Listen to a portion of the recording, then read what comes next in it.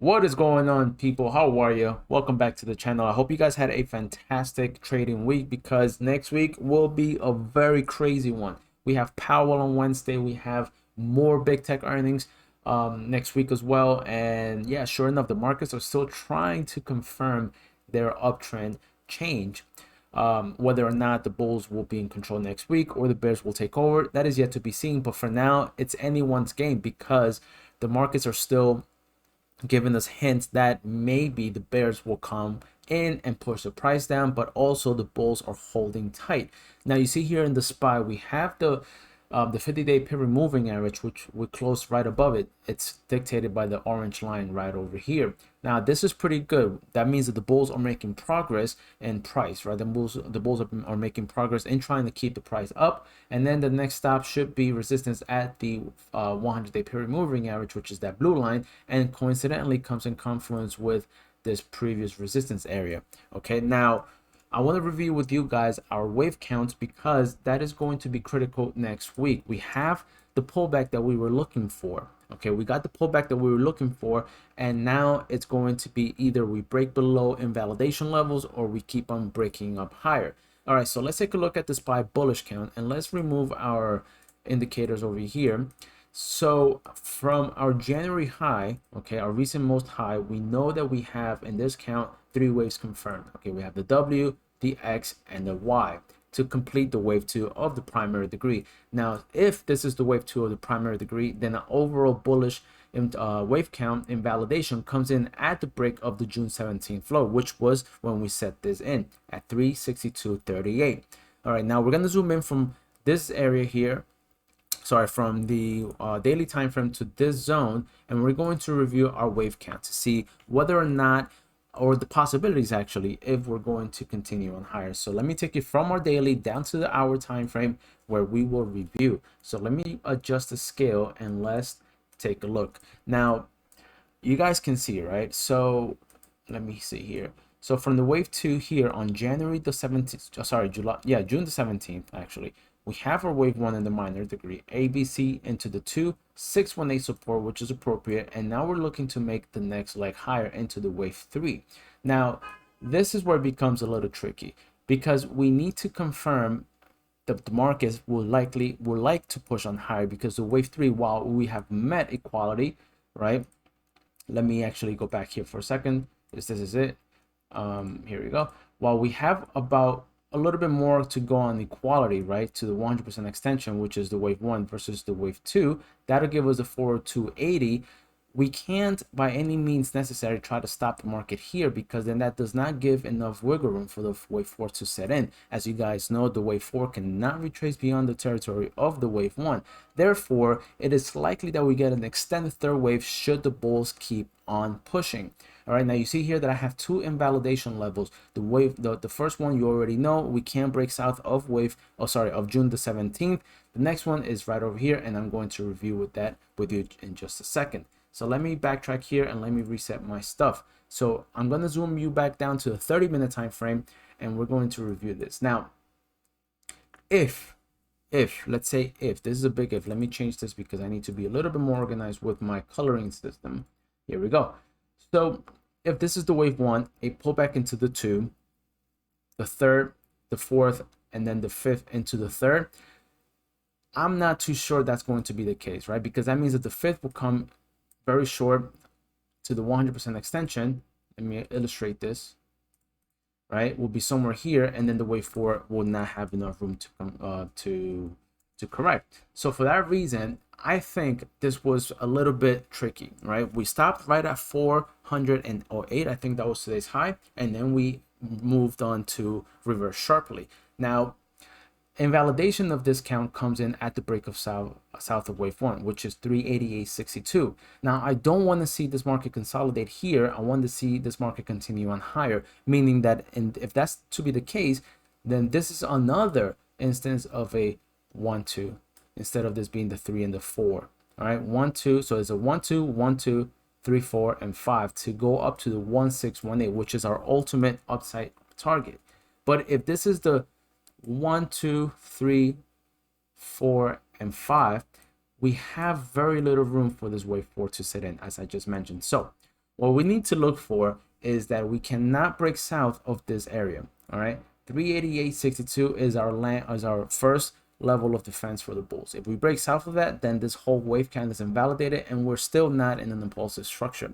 And then ultimately, if we break south of 362, then it is at that point confirmed that we will head on lower.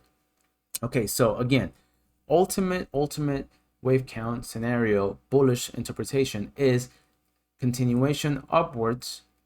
Okay, from here, in this case will be a 1-2. Okay, and then we start making the third of a third, and then we get that fourth wave pullback, and then we get the next leg into the fifth of third that will take us towards 422. All right, that's the game plan I'm waiting for.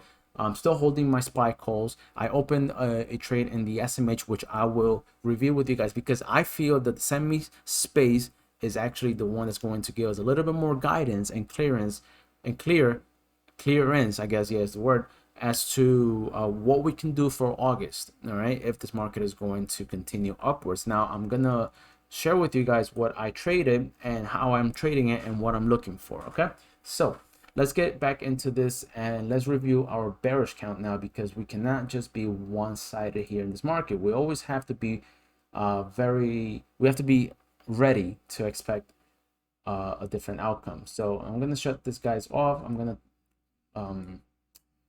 clean my charts up here, and then I'm gonna take you back up to the 1 hour time frame. Now, if you guys remember in my previous video, especially the one yesterday and the day before, we were looking for markets to stop around the zone for the bearish count. Now the bears actually showed their hand today and they pushed the market lower at the 100% extension. So where do we get these levels? Now you know that the wave 1 sit in here on June the 17th in the bear count post our B wave decline. Now we have an A wave confirmed, A, B, and C of B confirmed, and now we're looking for 5 waves up into the C wave, which if you look at it, it might be already confirmed, right? We have a 1, 2, 3, 4, 5, and now we're gonna start rolling over. Or the case is that, like in the bullish count, we have 1, 2, 3, 4, and the last leg may be a truncation in the 5th wave around here, and then we head on lower, which is why it's still a very tricky market to kind of get behind in the bull count or the bear count. Although if you're a bear and you want to see price action head lower, you have a pretty good trading opportunity here, because the way I see this, guys, is that if this is a bear count, then you can take a short position at the retracement or anywhere now here and then you hold your stop a little bit above the $465 region, right? If you take a short here and you stop out, you have a very little zone of risk, right? Let's say, for instance, coming in on Monday, sorry, let me just do this here.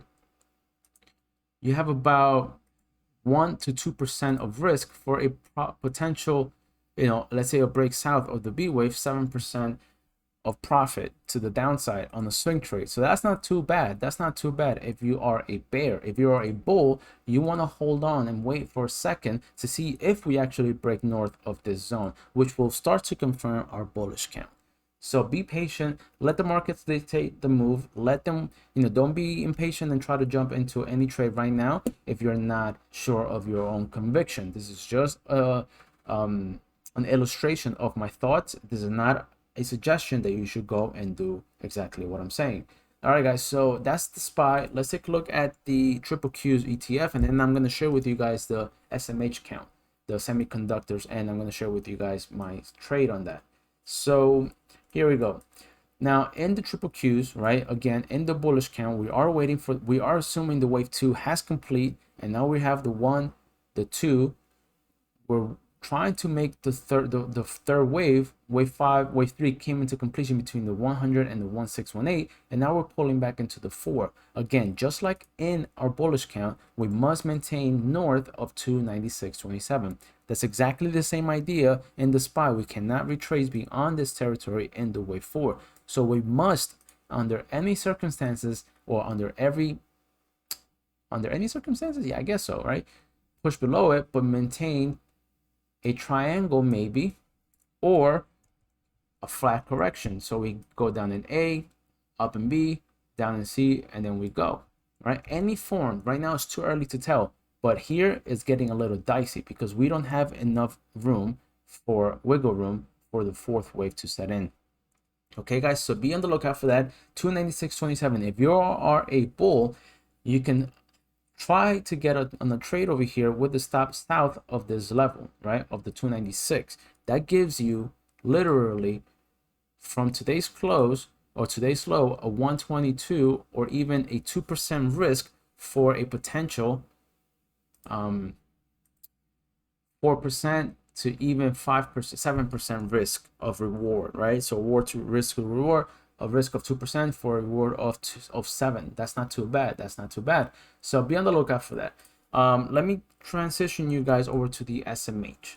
The SMH is the chart that I am favoring right now because it's a little bit more clear coming out of the low. So June 17th, actually in this case is July the 5th. All right, 1, pull back into 2. We held this resistance line as support. We broke out of it. We were holding it down. Price action was holding it down, was holding underneath it rather, since June the 2nd, confirmed on the 27th. And then we sold off. We broke out of it, retested it, and then broke off into the wave 3. Now, this is a beautiful, beautiful, beautiful 1618 extension, right? 1, 2, 3, and now we're pulling back into the wave 4. Now, this is where I am seeing consolidation come in between the 23.6, 38.2, and then we get another rip into the wave 5. ABC pulled back into the wave 2, right? Because this will be wave 1. Let me illustrate that here.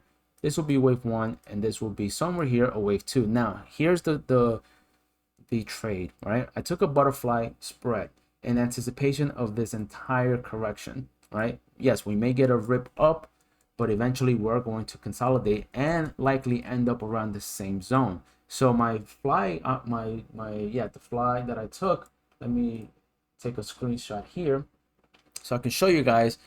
I'm not going to show you the entire position, but I will show you up to here. Here we go.